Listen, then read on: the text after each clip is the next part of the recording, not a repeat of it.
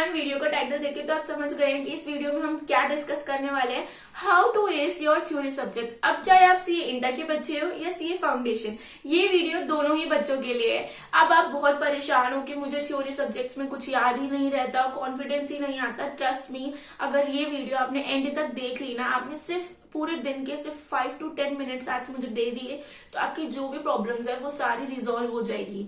तो हम इस वीडियो को फटाफट स्टार्ट करते हैं। तो सबसे पहले अब हमारा ब्रेन कैसे काम करता है। हमारा ब्रेन काम करता है 3R के बेसिस पे। वो 3R कौन से हैं? First registration, second retention and third recall. Registration यानी कि जब आप कोई भी चीज फर्स्ट टाइम पढ़ रहे हो तो आप अपने माइंड में उसको क्या करते हो?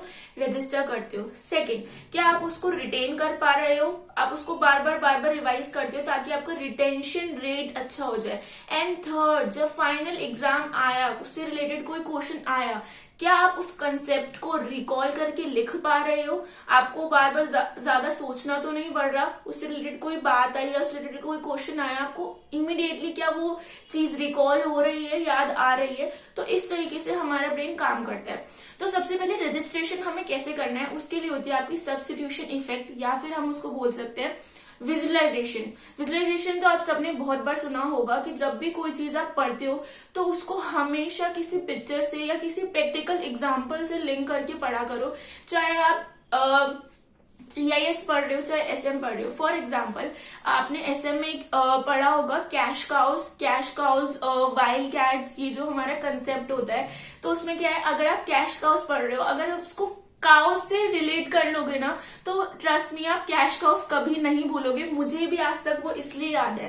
तो हमेशा कोई भी चीज पढ़ रहे हो तो उसको एक पिक्चर, विजुअल से लेके पढ़ो। चाहे ऑडिट में आप कोई कंसेप्ट समझ रहे हो, कोई ऐसे समझ रहे हो, तो उसको किसी प्रैक्टिकल एग्जांपल, किसी कंपनी, किसी सीए फर्म, किसी से भी उसको रिलेट करो। उस रिलेटेड पिक्चर्स देखो, वीडियोस देखो।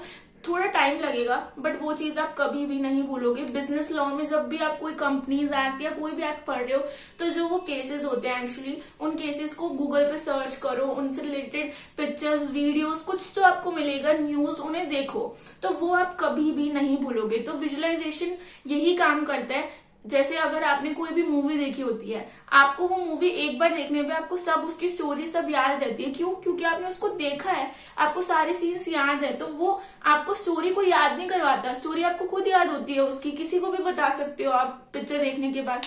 तो सबसे पहले चीज है विजुअलाइजेशन। सेकेंड इफेक्ट है फेमन टेक्निक। आपने बहुत लोगों को कहते हुए या बोलते हुए सुना होगा कि हम कोई भी चीज याद करने के बाद उसको मिरर के सामने बार बार बोलते हैं या किसी को समझाते हैं। This is famous technique. इसमें क्या होता है कि जब आप कोई भी चीज पढ़ते हो तो पहले आप उसको खुद समझते हो, फिर आप सामने वाले को समझाते हो। तो जब आप सामने वाले को समझाते हो, वो आपसे क्वेश्चंस करता है, तो कुछ आपको गैप आइडेंटिफाई होते हैं जिन क्वेश्चन का आंसर आप नहीं दे पाते। आप फिर से अपने स्टडी मटेरियल को रेफर करते हो और उन क्वेश्चन का आंसर करते हो। तो फेमस टेक्निक कुछ नहीं है, जब भी आप कोई चीज पढ़ रहे हो तो उसको किसी को समझा दो। बेस्ट एग्जाम्पल है कि थ्योरी सब्जेक्ट पढ़ने के लिए आप अपने किसी फ्रेंड को, जो सीए ही कर रहा है, जो आपके साथ सीए इंटर या सीए फाउंडेशन में है, मैं ये खुद करती थी। जैसे SM का कोई भी कंसेप्ट है जो मैं भूल रही हूँ उसको बार बार, तो एक कंसेप्ट मेरा फ्रेंड मुझे समझाएगा, एक कंसेप्ट मैं उसे समझाऊंगी। ऐसे करके हम दोनों एक दूसरे को समझाते थे और वो चीज ट्रस्ट मी आप कभी भी नहीं भूलोगे। एग्जाम में इवन मुझे याद रहता था कि मैंने उसे ये बोला था, उसने मुझे ये बोला था। तो कोई भी चीज पढ़ रहे हो ना, तो अपने किसी फ्रेंड को समझा दो। फ्रेंड नहीं है, अपने किसी छोटे भाई बहन को पकड़ के उसको समझा दो। ठीक है, आपका काम होना चाहिए, आपने जो पढ़ा है उसकी क्लैरिटी होनी चाहिए आपके माइंड में। जब आप समझाओगे इतना क्लियर हो जाएगा ना कि कभी नहीं भूलोगे। ठीक है, एंड द लास्ट थर्ड, जब भी आप रिवीजन करते हो, ये मोस्ट इंपॉर्टेंट है कि हमेशा क्वालिटी को प्रेफरेंस दो ओवर क्वांटिटी। चाहे दिन में 10 पेजेस रिवाइज कर रहे हो, बट आपको रिवाइज कैसे करने हैं? सबसे पहले फर्स्ट पेज किया, ठीक है, डन। सेकेंड पेज किया तो फर्स्ट पेज फिर से रिवाइज होगा। थर्ड पेज पे आ गए, फर्स्ट फिर से रिवाइज होगा, सेकंड फिर से रिवाइज होगा, देन थर्ड पे। फोर्थ पे आ गए, फर्स्ट फिर से रिवाइज, सेकंड फिर से रिवाइज, थर्ड फिर से रिवाइज, एंड देन फोर्थ। ऐसे अगर आप दिन में सिर्फ 10 पेज भी करते हो ना, चाहे आपके कम होंगे बट वो आप कभी भी एग्जाम तक नहीं भूलोगे। और थ्योरी ऐसी चीज है कि एग्जाम टाइम में आपके पास 1.5 दिन में आप उसको ढंग से रिवाइज नहीं कर सकते, तो बहुत जरूरी है कि हम पहले से ही उसकी इतने रिवीजन कर लें, इतना कमांड बना ले कि हमें पेपर में ज्यादा स्ट्रेस ना हो। ठीक है, क्योंकि हमारा ना क्या होता है, फॉरगेटिंग कर्व होता है। फॉरगेटिंग कर्व यानी जब भी आप कोई भी चीज फर्स्ट टाइम पढ़ते हो ना, तो फिर वो क्या होता है, और उसको रिवाइज नहीं करते तो आप उसको धीरे धीरे धीरे धीरे भूलने लगते हो। पर आप उसको क्या करते हो, पहले डेली रिवाइज कर रहे थे, अब आप उसको वीकली रिवाइज करते हो, फिर मंथली रिवाइज करते हो, तो वो जो आपका कर्व ऐसे जा रहा था ना, वो आपका कर्व ऐसे हो जाता है, यानी ऊपर की तरफ जाने लगता है। अब वो चीज आप कभी भी नहीं भूलोगे और आपको एक पर्सनल सेटिस्फेक्शन आ जाएगी कि हाँ, ये टॉपिक मैंने इतने अच्छे से कर लिया है कि मैं इसे कभी नहीं भूलूंगा।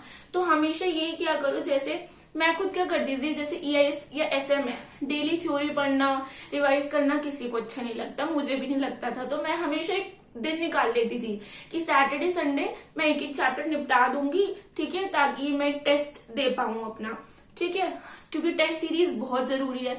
तो अपने आप को ऐसे टारगेट दो कि इस वीक मेरे को ये चैप्टर करना है, और जैसे मैंने बताया अगर वैसे कर लिया ना फर्स्ट टाइम में, सेकेंड टाइम में उसको रिवाइज करोगे, थर्ड डिवीजन की जरूरत ही नहीं है, क्योंकि ऑलरेडी इतना अच्छे से हो चुका है कि आप खुद कॉन्फिडेंट रहोगे। टेस्ट प्रैक्टिस करोगे तो आपको रिजल्ट खुद दिखेगा। तो आई होप आपको ये वीडियो अच्छी लगी हो। अगर आपको ये वीडियो अच्छी लगी है तो प्लीज सब्सक्राइब करें, लाइक करें, और अगर आप अनअकैडमी का सब्सक्रिप्शन लेना चाहते हैं तो मेरा कोड खुश10 KHUSH10 जरूर यूज करें।